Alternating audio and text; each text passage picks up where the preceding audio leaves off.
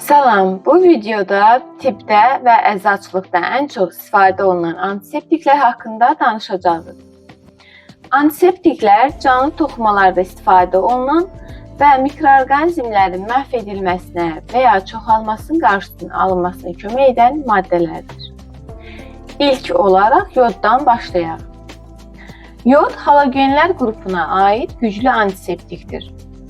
O bakteriyalara, viruslara, göbələklərə və bəzi spor formalarına qarşı təsir göstərir.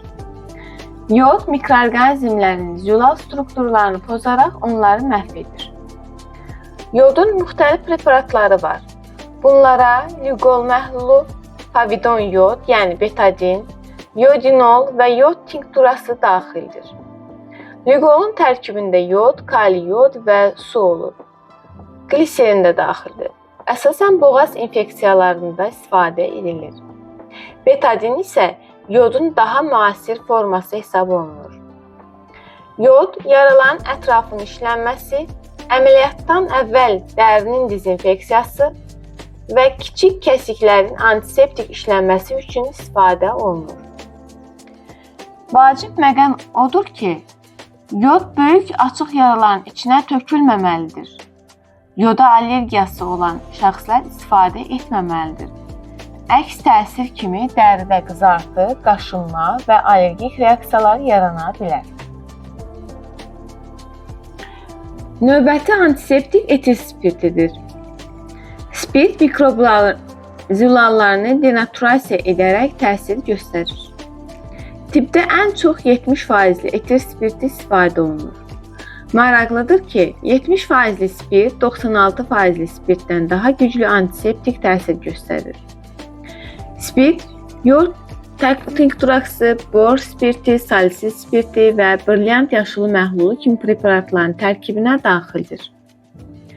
İynə vurulacaq sahənin işlənməsi, əl dezinfeksiyası və tibbi alətlərin dezinfeksiyasında geniş istifadə edilir. Lakin açıq yaraların içinə tökülməsi məsləhət görülmür. Göz və selikli qışalarla təmasdan qaçmaq lazımdır. Əks təsir kimi yanma hissi, dərinin quruması və qıcıqlanma yarana bilər. İndi hidrogen peroksidə, yəni perikisə keçək. Perikis aktiv oksigen ayıraraq təsir göstərir. Yaraya tətbiq edildikdə köpüklənməsi, yaranın daxilindəki qan qalıqlarını, çirki və ölü toxumaları təmizləməyə kömək edir. Ən çox istifadə olunan forması 3%li məhluldur. Yaraların ilkin təmizlənməsində və kiçik qanaxmaların dayandırılmasında istifadə olunur. Lakin uzun müddət və davamlı olaraq yaralara tətbiq edilməməlidir. Çünki yeni yaranan hüceyrələrə təsir göstərə bilər və sağalmanı ləngidə bilər. Əks təsir kimi qıcıqlanma və yanma hissi müşahidə edilə bilər. Növbəti antiseptik xlorgeksidindir. Xlorgeksidin müasir antiseptiklər arasında ən geniş istifadə olunan vasitələrdən biridir. O, xüsusilə bakteriyalara qarşı yüksək aktivliyə malikdir və dəri üzərində uzun müddət qalaraq qoruyucu təsir göstərir. 0,5%li məhlullar yaranın işlənməsi üçün, 0,2-0,2%li məhlullar ağız qarqarası üçün, daha yüksək konsentrasiyalar isə cərrahi əl dezinfeksiyasında istifadə edilir. Xlorgeksidin tərkibli ağız qarqaraları, stomatoloji preparatlar və antiseptik məhlullar geniş yayılmışdır. Xlorgeksidindən sonra miramistin haqqında danışaq. Miramistinin aktiv maddəsi benzil dimetil miristoilamin propil ammonium xlorid monohidratdır. Bu maddə 4 valentli ammonium birləşmələri qrupuna daxildir. Miramistin bakteriyalara, göbələklərə və bir çox viruslara qarşı təsir göstərir. Bu xüsusiyyətinə görə son illərdə daha geniş istifadə olunmağa başlamışdır. Boğaz spreyləri, antiseptik məhlullar və müxtəlif ginekoloji preparatların tərkibində istifadə olunur. Miramistin tonzilit, faringit, stomatit, yaralar, yanıqlar və sevikli qışa infeksiyalarında tətbiq edilir. Xlorgeksidinlə müqayisədə miramistinin viruslara qarşı təsiri daha geniş hesab olunur. Əks təsir kimi qısa müddətli yüngül yanma hissi yarana bilər. Növbəti preparat furasilindir. Furasinin aktiv maddəsi nitrofuraldır və o nitrofuran qrupu antiseptiklərinə aiddir. Furasilin tablet, məhlul, məlhəm formasında istifadə olunur. Boğaz qarqarası, ağız boşluğunun yaxalanması, yaraların yuyulması, göz və qulaq infeksiyalarında istifadə edilir. İstifadə zamanı məhlul düzgün hazırlanmalıdır. Allergik reaksiyalar və dermatit əks təsir kimi yarana bilər. Daha sonra bor turşusuna baxaq. Bor turşusu zəif antiseptik təsirə malikdir. Onun ən məşhur forması bor spirtidir. Bor spirti, bor turşusu və etil spirtinin birləşməsindən hazırlanır.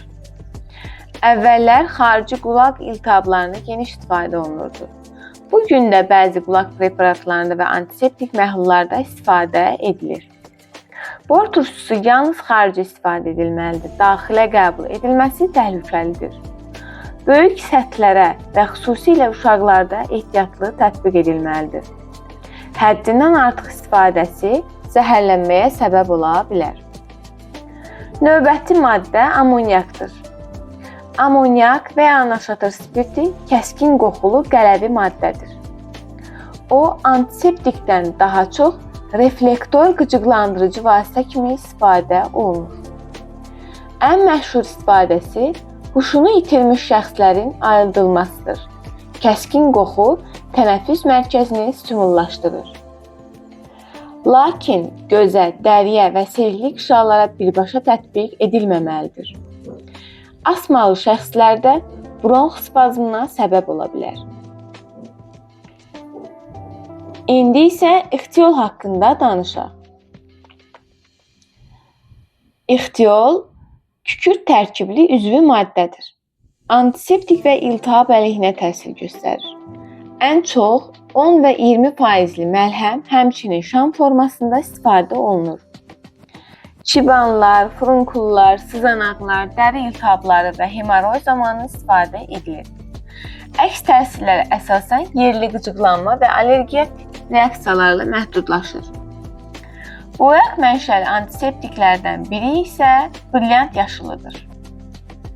Brilyant yaşılı xalq arasında yaşıl zelionka kimi tanınır. O, əsasən kiçik yaralar, sıyrıqlar və su çiçəyi səpkilərinin işlənməsi üçün istifadə edilir. Selikli qışalara və göz ətrafına tətbiq edilməməlidir. Dəridə yanma və qıcıqlanma yarada bilər. Qırmızı zelionka kimi tanınan fukarsin antiseptik boya preparatıdır və yaxud kastilyani. Tərkibində fuksin, fenol, bor turşusu və digər antiseptik komponentlər mövcuddur. Fukarsin göbələk infeksiyalarında, dəri çatlarında və səthi yaralarda istifadə edilir. Geniş sahələrə tətbiq olunması məsləhət görünmür. Sonda isə xlorofillip haqqında danışaq. Xlorofillip evkalip yarpaqlarından alınan təbii mənşəli antiseptikdir. Xüsusilə stafilokok bakteriyalarına qarşı təsiri ilə tanınır. Xlorofillip spirt məhlul, yağlı məhlul, sprey, tablet və şam formasında istifadə olunur. Boğaz ağrıları, tonzilit, faringit, stomatit, yaralar, yanıqlar, stafilokok infeksiyalarında istifadə edilir.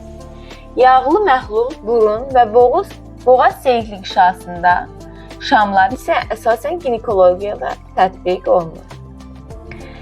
Evkaliptə qarşı allergiyası olan şəxslər ehtiyatla istifadə etməlidirlər. Allergik reaksiyalar ən çox rast gəlinən əks təsirlərdəndir. Beləliklə, antiseptiklər infeksiyaların qarşısının alınmasında mühüm rol oynayır. Lakin, hər antiseptikin öz təsir mexanizmi, istifadə qaydası və məhdudiyyətləri var. Buna görə Hər hansı antiseptik preparatdan istifadə etməzdən əvvəl təlimatı oxumaq və lazım gəldikdə həkim və ya əczaçı ilə məsləhətləşmək vacibdir.